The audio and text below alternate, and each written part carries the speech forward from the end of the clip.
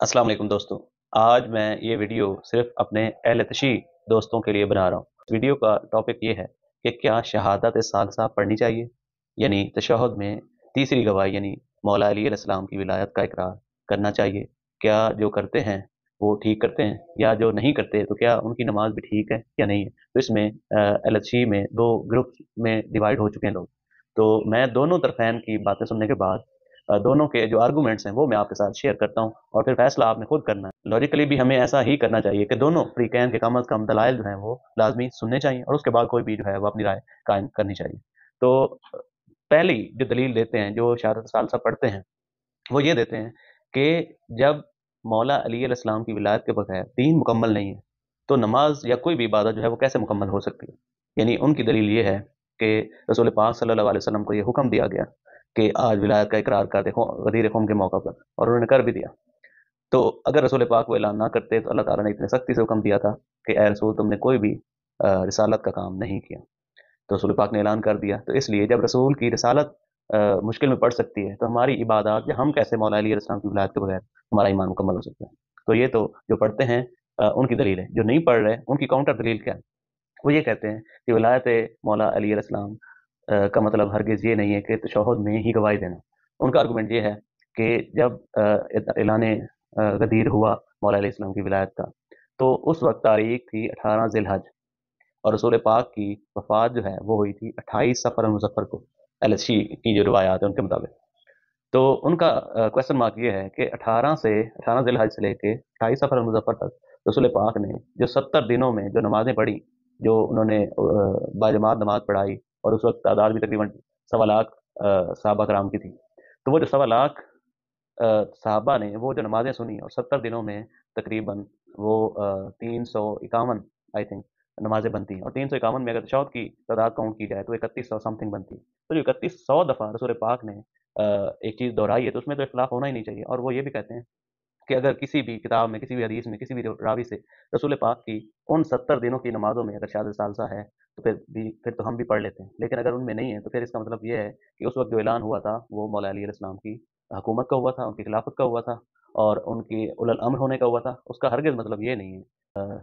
यानी विलायत का कायल वो होगा जो तशहुद में भी पढ़ेगा। ठीक है? तो उनका एक ये पॉइंट है।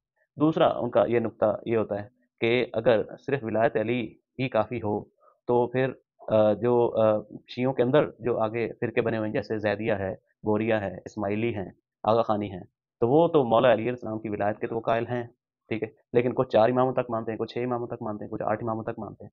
तो क्या उनका अकीदा या उनका ईमान आप मुकम्मल समझेंगे?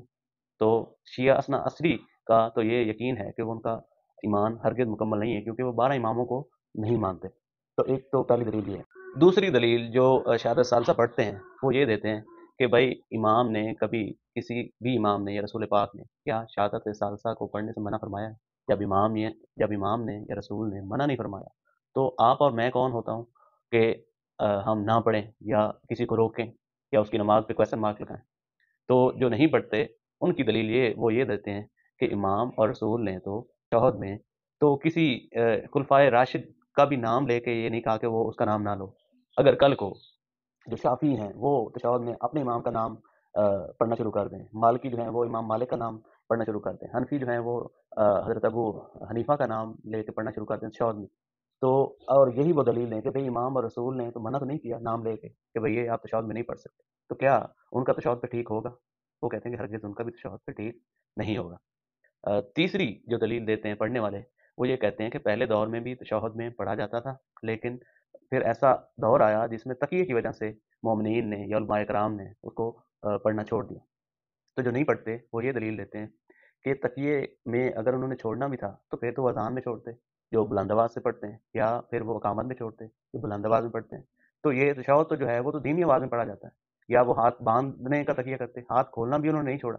तो ये दलील जो है वो इस बिना पर वो रद्द कर, और अपनी दलील वो इस बात पे भी कायम करते हैं कि अल्लामा हिली जैसे जय्यद उलमा, जिन्होंने अल-फैन में किताब में 2000 मौला अली अलैहिस्सलाम की इमामत और विलायत के हक़ में दलाइल दी। लेकिन जब वो अपनी फ़िक़्ह की किताब लिखते हैं, तो उसमें वो शहादत सालसा नहीं लिखते। शहीद सालिस, जिनको शहीद भी इसी बुनियाद पर कर दिया गया मौला अली अलैहिस्सलाम की विलायत की वजह से, लेकिन उनकी भी जो किताब है, उन्होंने भी उसमें نہیں لکھا شہادت ثالثہ۔ پھر وہ کہتے ہیں شیخ مفید جن کو مولا امام زمانہ علیہ السلام نے اپنا بھائی کہہ کر مخاطب کیا، انہوں نے بھی اپنی کتاب میں نہیں لکھا، شہادت ثالثہ نہیں لکھا۔ پھر جو پڑھتے ہیں وہ یہ دلیل دیتے ہیں کہ اگر ہم قرآن پاک کی کوئی ایسی صورت پڑھتے ہیں جس میں فرعون کا نام آتا ہے، جس میں نمرود کا نام آتا ہے، جس میں ابو لہب کا نام آتا ہے، تو پھر ہماری نماز ٹھیک ہے۔ لیکن اگر ہم نماز میں مولا علی علیہ السلام کا نام لے لیں تو کیا پھر اس سے نماز ہماری کیسے باطل ہو سکتی ہے؟ اس سے نماز کو کیا نقصان ہو سکتا ہے؟ تو جو نہیں پڑھتے وہ یہ کہتے ہیں کہ مولا علی علیہ السلام کا نام لینے سے ہرگز باطل نہیں ہوتی۔ وہ یہ کہتے ہیں کہ ہم محکوم ہیں، حاکم نہیں ہیں، یعنی ہم فالوور ہیں، پیروکار ہیں، ٹھیک ہے؟ جو محمد و آل محمد نے ہمیں تعلیم نماز فرمائی ہے اس میں ہم چینج نہیں کر سکتے۔ ان کا موقف یہ ہے کہ جیسے فجر کی 2 رکعت ہوتی ہیں تو کیا ہم اس کو 3 کر سکتے ہیں؟ حالانکہ تیسری میں وہی ذکر ہوتا ہے۔ کیا 2 سجدوں کی جگہ ہم 3 سجدے کر سکتے ہیں؟ اس میں بھی اللہ کا ہی ذکر کرنا ہے۔ یا 2 رکوع کی بجائے ہم 3 کر سکتے ہیں؟ اس میں بھی اللہ کا ہی ذکر کرنا ہے۔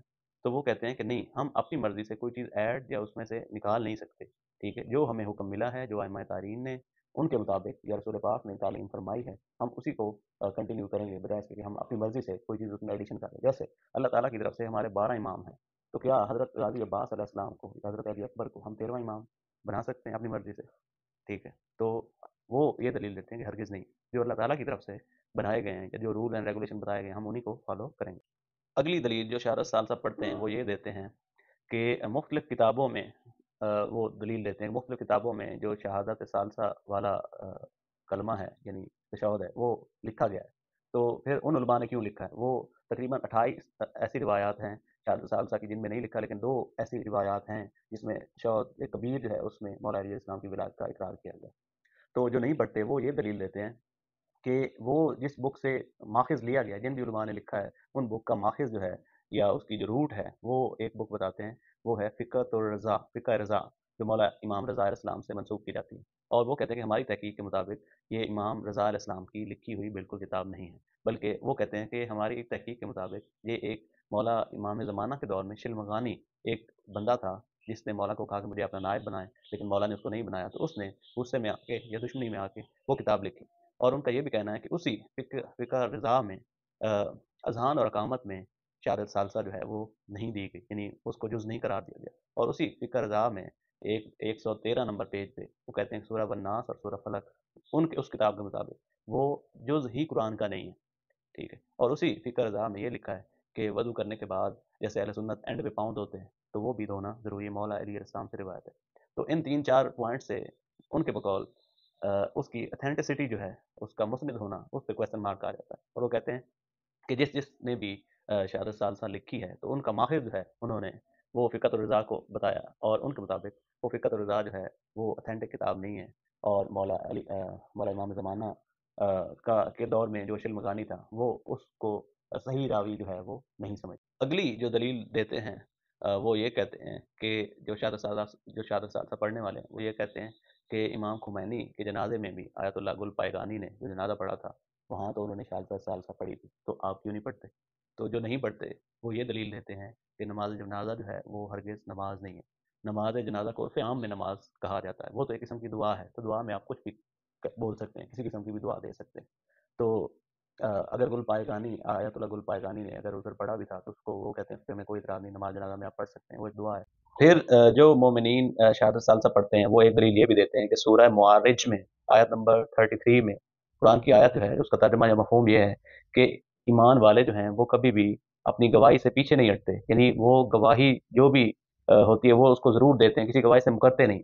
اور ایک وہ اس پہ دلیل یہ بھی دیتے ہیں کہ امام جعفر صادق علیہ السلام کا فرمان ہے کہ جب بھی اللہ کی وحدانیت اور رسول پاک کی رسالت کا جب آپ گواہی دو تو اس کے ساتھ ساتھ امیر المومنین مولا علی علیہ السلام کی بھی ولایت کی گواہی دینا لازم ہے۔